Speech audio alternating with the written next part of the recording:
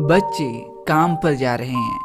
मैं तुम लोगों के लिए लकड़ियाँ जमा करने जा रहा हूँ। हमारे लिए लकड़ियाँ जमा करने क्यों? तुम लोगों को जलाने के लिए। जलाने के लिए क्यों? तुम लोग मर जाओगे इसलिए। मर जाएंगे क्यों?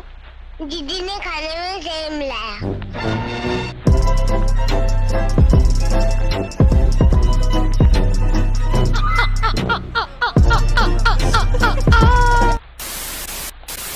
हमारी इस कविता के लेखक राजेश जोशी का जन्म 1946 में मध्य प्रदेश में हुआ। पढ़ाई खत्म होते ही उनकी एक बैंक में जॉब लग जाती है। जॉब करने के साथ साथ वो कविताएं और कहानियां भी लिखा करते थे। एक दिन की बात है, वो सुबह सुबह की कुड़कुड़ाती हुई ठंड में बहुत ही मुश्किल से उठकर अपने काम पर जा रहे थे। वहीं रास्ते में उन्होंने 4-5 गरीब बच्चों को बिना किसी शॉल स्वेटर पहने काम पर जाते देखा, जिसे देख उनका दिल एकदम थम सा गया। वो सोच में पड़ गए, अगर हमारे होते हुए इन छोटे छोटे बच्चों को काम पर जाना पड़ रहा है तो हमारे देश का भविष्य भला कौन संभालेगा।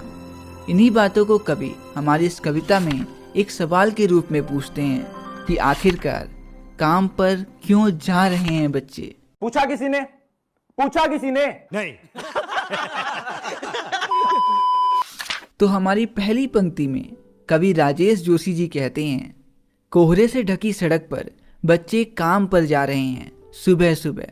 इन पंक्तियों में कवि कहते हैं, सुबह सुबह के इस वक्त में बहुत ही ठंड का मौसम है, चारों तरफ कोहरा छाया हुआ है, सड़कें भी कोहरे से ढकी हुई हैं, परंतु इतनी ठंड में भी छोटे छोटे बच्चे कोहरे से ढकी इन सड़कों पर चलते हुए अपने अपने काम पर जाने को मजबूर हैं, क्योंकि उन्हें अपनी रोजी रोटी का इंतज़ाम करना है। और आगे की लाइनों में कवि कहते हैं, बच्चे काम पर जा रहे हैं। हमारे समय की सबसे भयानक पंक्ति है यह। भयानक है, इसे विवरण की तरह लिखा जाना चाहिए, इसे सवाल की तरह। काम पर क्यों जा रहे हैं बच्चे।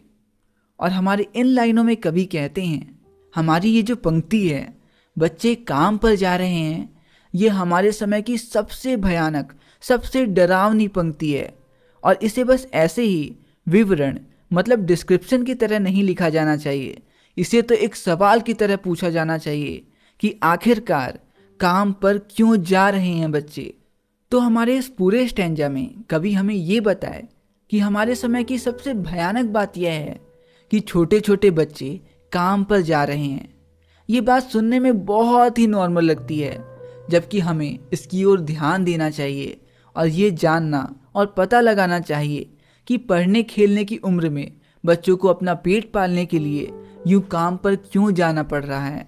अच्छा जी, तो अगले स्टैंजे में बढ़ने से पहले ये रहा आपका छोटा सा नन्हा सा और प्यारा सा सवाल आपकी स्क्रीन पर। और आपका सवाल है, हमारे कवि राजेश जोशी का जन्म कब हुआ था। एंड आपके ऑप्शंस हैं, option A 1945, option B 1946, option C 1947 या ऑप्शन डी 1948। आंसर आपको नीचे कमेंट्स में बताना है एंड आंसर लॉक करने के लिए आपका 5 सेकंड का समय शुरू होता है अब।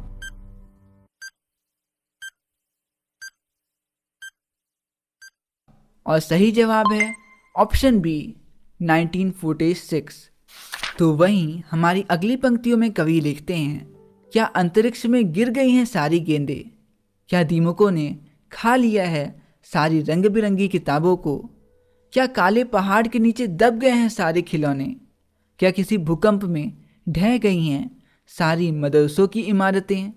तो जब हमारे कवि राजेश जोशी जी सुबह सुबह की कुड़कुड़ाने वाली उस ठंड में बच्चों को काम पर जाते हुए देखते हैं तो वो उदास हो जाते हैं। कवि को ये समझ ही नहीं आ रहा कि क्यों ये बच्चे अपना मन मारकर इतनी सुबह सुबह ठंड में काम पर जाने के लिए विवश हैं। कवि सोचते हैं कि क्या खेलने के लिए सारी गेंदें खत्म हो चुकी हैं या आकाश में कहीं चली गई हैं।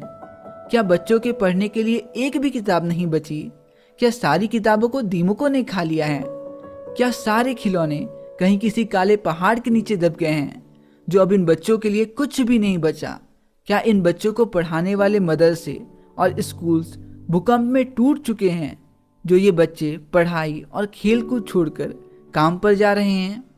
और आगे बढ़ने से पहले ये रहा इस स्टैंजा से आपका सवाल आपकी स्क्रीन पर। और आपका सवाल है, कवि के अनुसार बच्चों की रंग बिरंगी किताबों को किसने खा लिया? एंड आपके ऑप्शंस हैं, ऑप्शन ए चींटियों ने, ऑप्शन बी चूहों ने, ऑप्शन सी मधुमक्खियों ने, या ऑप्शन डी इनमें से कोई नहीं। आंसर आपको नीचे कमेंट्स में बताना है। एंड आंसर लॉक करने के लिए आपका 5 सेकंड का समय शुरू होता है अब।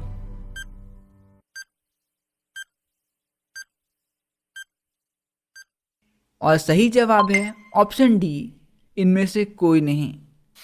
तो वहीं हमारे अगले काव्यांश में कवि कहते हैं, क्या सारे मैदान, सारे बगीचे और सारे घरों के आंगन खत्म हो गए हैं एकाएक? एकाएक मतलब होता है अचानक से। मतलब कि क्या सारे मैदान, सारे बगीचे और सारे घरों के आंगन जहाँ ये छोटे छोटे बच्चे खेलते थे वो सभी अचानक से समाप्त हो गए हैं? तो फिर बचा ही क्या है इस दुनिया में? कितना भयानक होता अगर ऐसा होता। भयानक है, लेकिन इससे भी ज़्यादा यह है कि हैं सारी चीज़ें हस्ब मामूल। हस्ब मामूल एक फारसी भाषा का शब्द है जिसका मतलब होता है फर्स्ट क्लास या एकदम ठीक ठाक होना। मतलब कि अगर सारे मैदान, सारे बगीचे और सारे घरों के आंगन नष्ट हो चुके हैं तब तो इस दुनिया में कुछ बचा ही नहीं। और कितना भयानक होता अगर ऐसा सच में कुछ हुआ होता। लेकिन कवि के अनुसार इससे भी ज़्यादा भयानक ये बात है कि सारी चीज़ें एकदम फर्स्ट क्लास हैं, पर दुनिया की हजारों सड़कों से गुजरते हुए बच्चे, बहुत छोटे छोटे बच्चे काम पर जा रहे हैं। और इन सारी चीज़ों के एकदम फर्स्ट क्लास होने के बावजूद भी हजारों सड़कों से गुजरते हुए न जाने कितने लाखों करोड़ बच्चे काम पर जा रहे हैं। और ये रहा इस स्टैंजा से आपका सवाल आपकी स्क्रीन पर। और आपका सवाल है कि सारी चीज़ें हैं हस्ब मामूल। इस पंक्ति में हस्ब मामूल किस भाषा का शब्द है? एंड आपके पास कोई भी ऑप्शंस नहीं है। आंसर आपको नीचे कमेंट्स में बताना है। और आंसर सोचने के लिए आपका 5 सेकंड का समय शुरू होता है अब।